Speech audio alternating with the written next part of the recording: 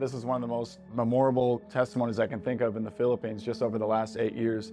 And we had a crusade. This was a 2-night crusade. And I'll never forget what happened, especially the second night. So the first night, we give out groceries to 200 people and we give out tickets. And the second night, there's a different 200 people. The first night, I gave the altar call after preaching, and about 30 or 40 people came forward to receive Jesus, which, praise God, we're thankful for that. But the second night, I don't know what shifted, but when I gave the altar call after preaching, I feel the presence of God even right now. About 99% came forward, and they didn't wait. I mean, usually the Philippines are kind of shy looking around, but they all came forward at the same time. And I was like shocked, because here's 200 people, maybe 250, and I opened my eyes and they're just all standing there.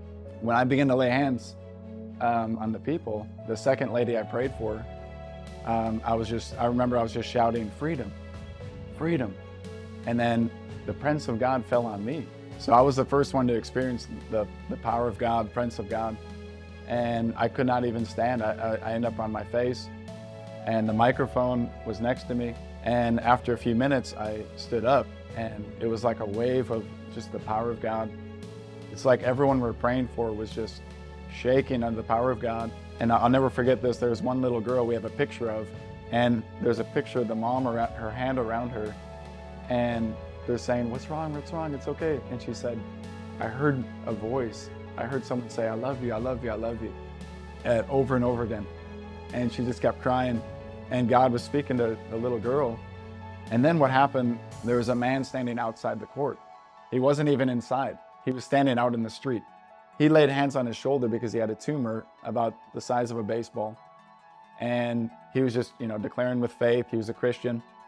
He goes home that night and nothing happened, but 2 days later, that tumor turned into water and disappeared. The reason why we know about this testimony is he came back to our church the next Sunday and he said, look, this is what happened. And he showed us on his shoulder the scar from where the tumor used to be. And he pulled back his shirt and, he showed me, and, I wanted to take a picture, but I felt like God told me, don't take a picture, just, give God all the glory. And there was other things that happened. I'm sure more people that got healed.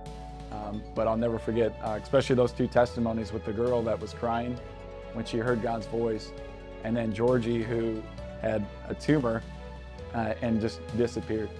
You hear these stories, but it's another thing when you get to see it with your eyes. So praise God.